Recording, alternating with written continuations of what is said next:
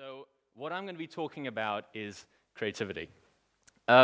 Specifically, the fact that the majority of people are actually sabotaging themselves, sabotaging their ability to come up with ideas that are going to help them in their lives, help their businesses succeed, help society, and essentially help move society forward. So around enhancing your brain's creativity, this is going to take into account a lot of psychological work that's been done, a lot of neuroscience, and a lot of information that's coming from businesses around what actually helps ideas get implemented as well as being generated. So I want to start off quickly asking, please raise your hands if you consider yourselves to be creative. Okay, quite a few people. In that case, please raise your hand if you consider yourselves to not be creative. Okay, quite a few people as well.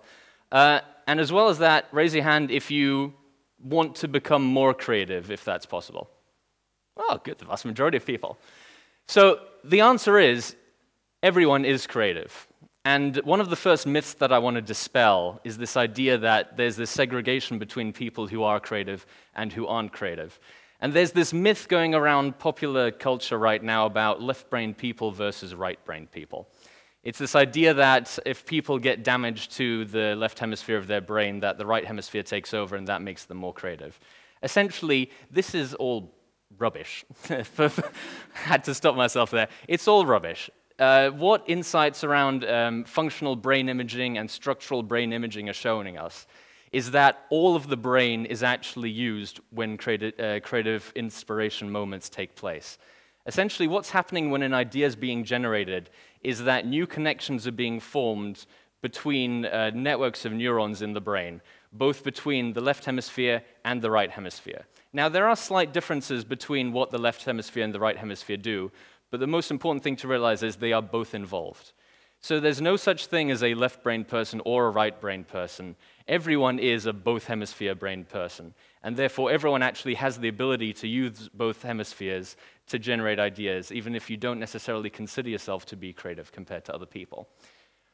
But what exactly is creativity? A lot of people think it's just generating an idea, or some people even think that it's producing artwork. Well, the actual definition of creativity is along the lines of producing a new idea which has value to someone. And it's this aspect of value that I want you to think about. It's very easy to generate ideas. In fact, generating ideas is one of the easiest things to do if you don't mind them not being very good ideas. But the only ideas that actually make a difference in the world are the ones that add something. They have a value to someone else. And this could be monetary value in the form of business ideas. It could be social value in the form of a movement that people consider making society better. It could be artistic value and therefore emotional feelings that people get when they see the results of someone's creativity. But it's also the productivity aspect of creativity. Generating an idea isn't enough to be creative. You actually need to execute on that idea, because ideas are fleeting moments. Ideas happen spontaneously and vanish if you don't do anything with them. So if you're just going to think that creativity is all about generating ideas, then you're going to end up not producing much with your life. But are all ideas good? Well, the answer again is no. In fact, the brain is one of the laziest organs that you're going to meet because it's learned to be so advanced that it can take shortcuts when it recognizes what it needs to do. So if you set someone a creativity challenge, essentially asking them to generate an idea, most people's brains will follow the following sequence. The first ideas that they come up with are actually just memories. So the brain has been taught through practice and experience that if they're set a certain challenge or asked a certain question, certain answers will be correct answers. And these are therefore the right answers to give. So if you set someone a creativity challenge, the first thing that's going to come into their mind are memories. If you then push people further and say, look, yeah, we know that works, but how about something a bit more special? Then they'll come up with ordinary ideas. And ordinary ideas are ideas that they know work because they're very, very similar to memories. Essentially, this could be someone just tweaking a color or tweaking a size of something or doing the same piece of work but in a different location. But fundamentally, it's still close enough to the safe memory of what's working to be assured of being correct. But it's only when you say to people, look, we know those ideas have worked in the past, but they're not going to be good enough for the next thing we're trying to do. We need to think of something that's different. And that can be quite uncomfortable for a lot of people when you push them past what they're initial ideas are. Because at that point, the brain's kind of thought, yeah, I've completed my task, I've given you the idea, therefore I'm going to shut off again. If you push it further, it starts then pushing ideas into new territories. And this is where connections get formed in the brain between ideas and memories that didn't exist previously. This is where you start getting special ideas. Ideas that actually have real value and impact on society. So if having an ordinary idea is something along the lines of you're a jazz musician and you've got a jazz song that you've written previously, but you play it again just with a slightly different tune or in a different key, but it's fundamentally the same song. Yeah, it's a different idea, but it's very similar to the previous one. If you then try and push it further to turn it into a completely new song, that's a special idea, something that didn't exist previously, something that has value that didn't exist previously. Examples of special ideas aren't just from the arts. It includes everything from the theory of relativity, which fundamentally changed what came before it, to some artistic concepts like impressionism or postmodernism, jazz, bebop, breakdancing, essentially things that change the art form. And even in business, ideas like the iPhone, ideas like the internal combustion engine, ideas like the wheel are things that didn't exist beforehand. And these are the ideas that actually have the most value and push people and society forward. So if you want to have a special idea, there's been a lot of research in psychology and neuroscience about what's actually going on in your brain. And essentially, there's 4 steps that most people's brains go through. The first one is preparation. This is about absorbing knowledge and absorbing an understanding and insight around the challenge that you're facing. Every idea is based and built on knowledge you already have. It's impossible for you to write a French sonnet or a French poem if you know no French. So that's where it's important to understand that ideas don't just spontaneously arise. They're being built on in your brain by combining new connections between what you already know. The second step is incubation, and a lot of people don't realize this. The majority of ideas happen when you have prepared your brain, taken on board knowledge, but then step away and give it time to actually form those new connections. Because 99% of the activity that's going on in your brain is what you're not aware of. Everything you do that you're conscious of, which includes movement, talking, fantasizing, visualizing, all of that actually only takes up 1% of your mental activity based on some science being done at the University College of London. The other 99%, some of it goes around regulating heart function and the hormone levels in your body, but a lot of it is also about the brain forming these new connections, and it happens subconsciously without you being aware of it. If your brain then forms a new connection that might solve a challenge and therefore might be a good idea, this is when, after a while, it might come to you as a moment of eureka, a sort of inspiration or illumination moment. And this is why a lot of artists cannot explain where their best ideas came from. Because in reality, it was happening subconsciously, and then only when an idea, the brain recognized that it might be a good enough one, did it actually visualize it in the form of an idea that then they could work on. But after you have this moment where you realize you've had an idea, it's then also important to verify this idea. To a degree, your brain does this automatically, thinking, okay, no, that won't work, ignore that. And sometimes it requires experimentation and tweaking and refining for it to actually turn into something. But then why is it that certain people consider themselves more creative than others? Is there actually a difference between certain people being more creative than others? And so there's this big debate about nurture versus nature. Is there a genetic basis that some people are just naturally more creative and better at able to generate ideas than others? Or is it all about how you're brought up at school? A very famous study happened in the 70s where people were set a creativity test and an IQ test. And this was done between sets of twins, which allowed them to see whether or not genetics had a factor in determining abilities in people. When it came to the intelligence, the twin test showed that 80% of your intelligence is hereditary, based on your genetics. But only 30% of your creativity was based on your genetics. This meant that 70% of people's creativity was actually based on aspects that had been built up by their behavior when they were growing up, and were still happening when they were developing now. So is it all nurture? There was another study that was done asking school children about whether or not they're creative. In the second grade, the number of students that answered, yes, I am creative, was 90%. But by the time they reached high school, that had dropped to about 5%, 5 to 10%. So there's something that's happening between these formative years of preschooling going into your early teens that is essentially drilling out creativity of people. What's going on? Well, there's a lot of theories going around, but one of the main things is that people being taught to give the right answers. And it's something that you guys are all going through now. A lot of you are doing exams or have just finished exams. And the most important thing is to do things properly, to pass the test, to move forward in life. A lot of our upbringing is about, well, in schooling, literally testing and giving the right answer and being punished if you give the wrong answer. But it's also a bit more abstract. Sometimes the fact that when you generate a new idea and you try and explain it, all ideas are still rough when they're first visualized. And therefore, if you try and explain a new concept to someone and it's not yet perfect, because you haven't given it the time to refine it, it's going to sound imperfect. And therefore, the most common response you're going to get to a new idea is criticism. People are taught to avoid criticism and to do things properly to succeed in life.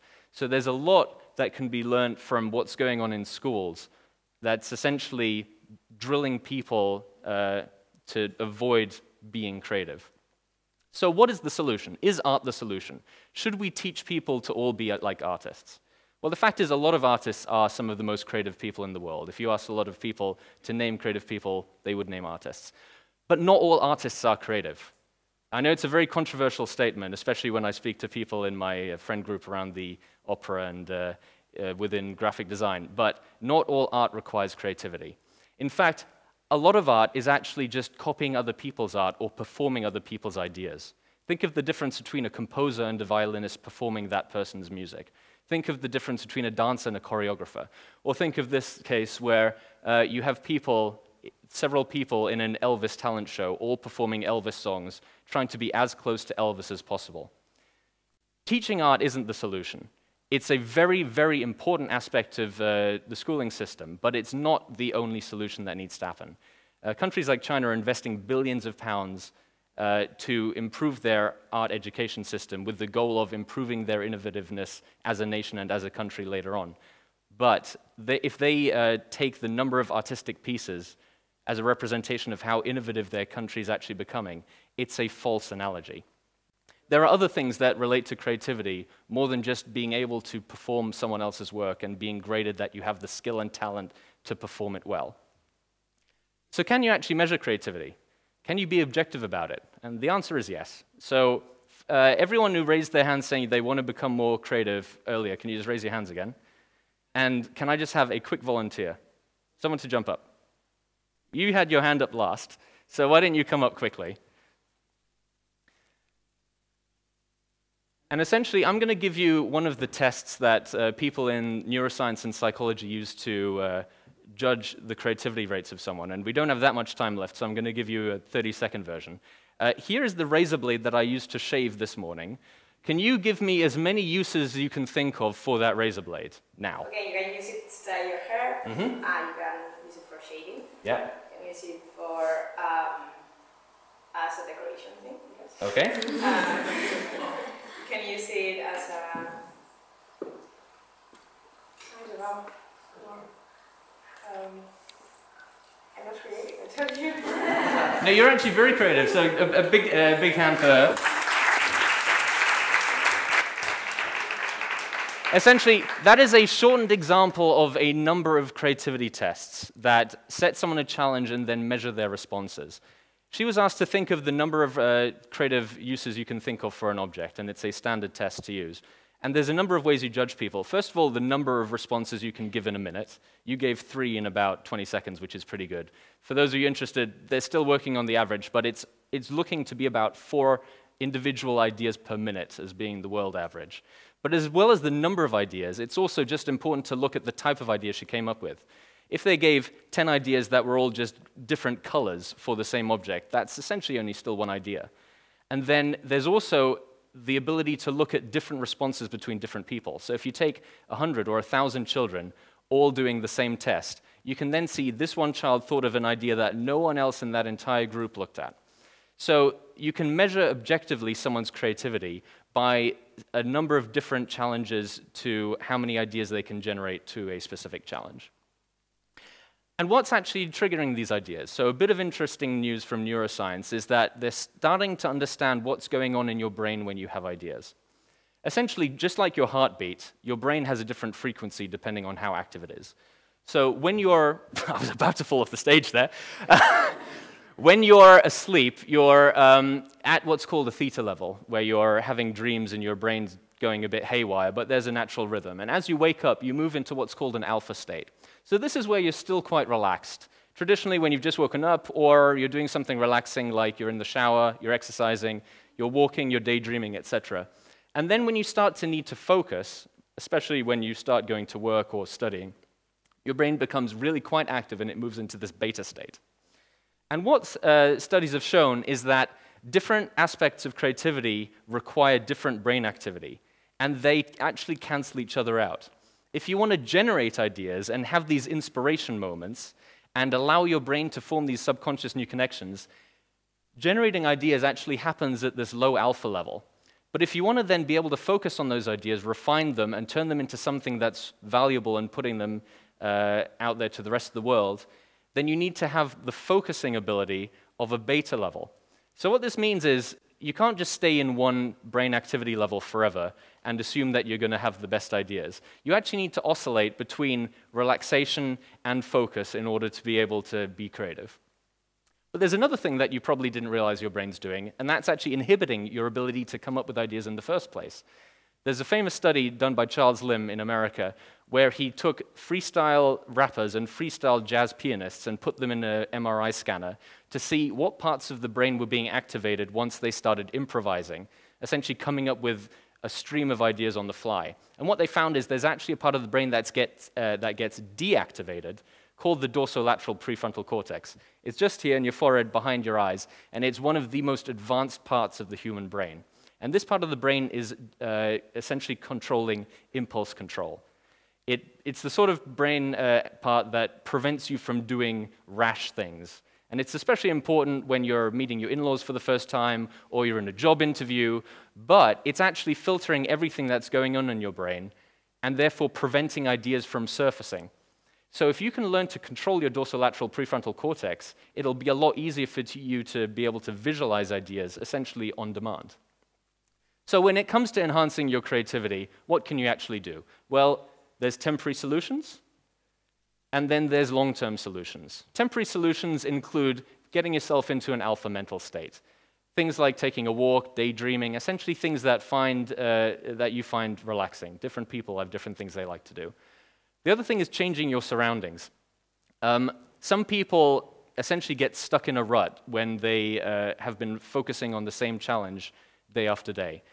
It's actually important to give your brain variety in order for it to be able to re-trigger the ability to form new connections, because otherwise it gets stuck in the focused state and doesn't allow the subconscious work to happen. And changing your routine as well. Something as simple as being told to make a sandwich in a new way. Studies have shown that can instantly raise your creativity in the short term by about 14%. So walking to school a different way, walking to work a different way, going to different places for lunch, all of these things are changes to your routine. There's also long-term changes that you can make if you want to actually get your brain structure to change so it becomes easier for you to become creative on command. So regular creativity challenges. A lot of people do Sudokus. There's actually creativity aspects, challenges that you can do every day in order for you to start forming those new connections more easily in your subconscious. You can also do improvisation training, or essentially any training that helps you shut off or able to focus your ability to stop your dorsolateral prefrontal cortex, to be able to control that inhibition in your brain. And finally, gathering new knowledge and experiences. All ideas and all special ideas are based on knowledge you already have. If you increase the variety of your knowledge outside of your field of specialty, even going and trying things that might scare you a bit, and essentially being curious about other things in the world, that's going to give you a much larger breadth of knowledge and experience that can form new connections. So these are all ways that you can enhance your creativity based on what science has told us. But there's one last thing I want you to think about. Ideas are worthless unless you actually go and do something with them. So one of the most important parts of creativity is once you actually have an idea, go out and actually do something about it. Go and make the world a better place with it. Thank you.